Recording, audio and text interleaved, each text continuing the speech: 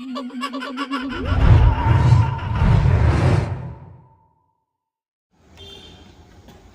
evening, gentlemen. We're going to have a short talk with you today. You all know what's happened in Bangladesh. Terrible things have happened. I've seen some videos of this entire insurrection or whatever you call it, people's revolt, you give it any name. But it's been a terrible time and the minority community has been treated badly. I can't unfortunately show the video here because that's not in good taste and it creates a very reprehensible and disgusting view of what is happening in Bangladesh. But the fact is that such a thing has happened there. That means many of the minority communities have been strung up on strings, killed, and God knows what's all happening.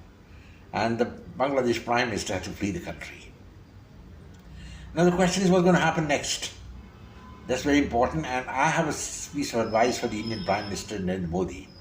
He's a wonderful chap, I think one of the best men to take the Prime Minister's seat after 1947. That includes Nehru and Indira Gandhi. He was much ahead of them. But at the same time, just मैंने पहली बार बताया था in earlier videos, that he must learn how to bite and not just roar. A lion roars and bites also, and that's what's important.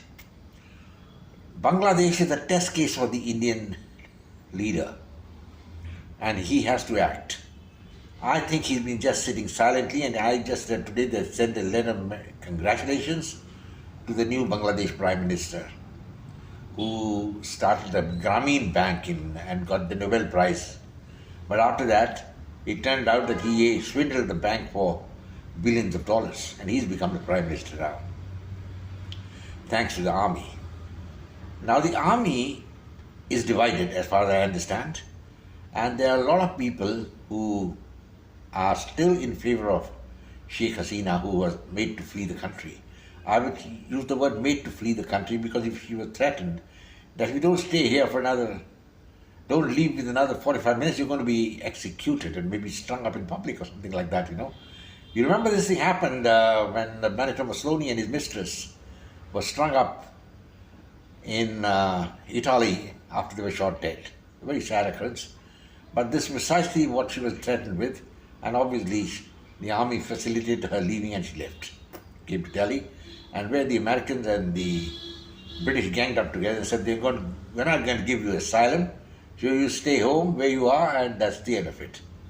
But one thing is very clear, that this entire thing has been engineered by the Americans and Pakistan.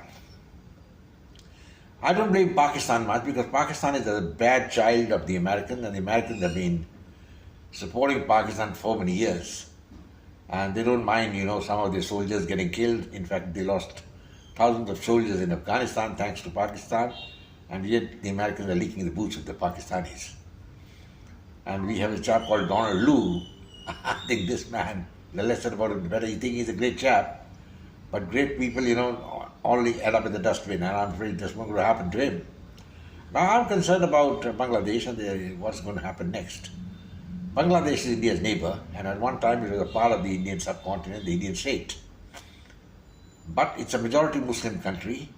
But at the same time, there are over 1 crore Hindus there. That's almost about 15 million Hindus are there. There's a sizable minority as far as Bangladesh is concerned, and they are under threat. So it's about time that the Indian government acted to restore their confidence and to show that it can bite. Just imagine the Israelis killed about the Arabs killed about 1,500 Israelis, that is the Hamas, and the net result is the Israelis have killed 40,000.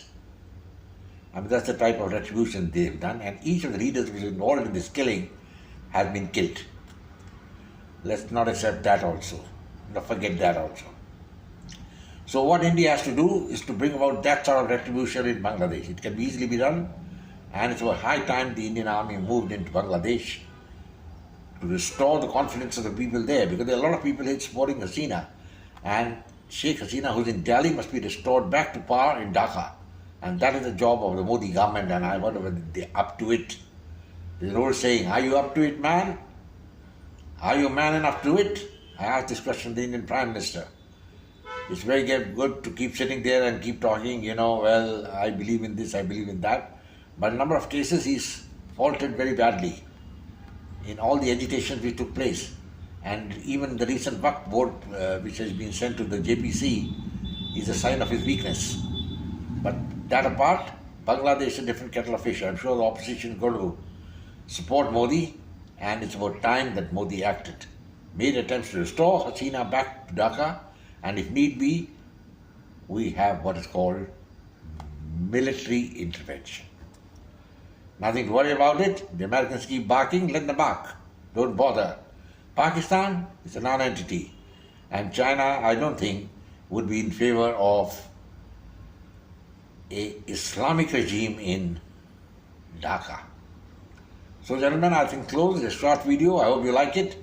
Basic idea is to tell you all that it's about time Modi started biting. And the massive army which he has got lined up and eating free rations, it's about time they were used for some purpose. And that is for the good of the Indian state.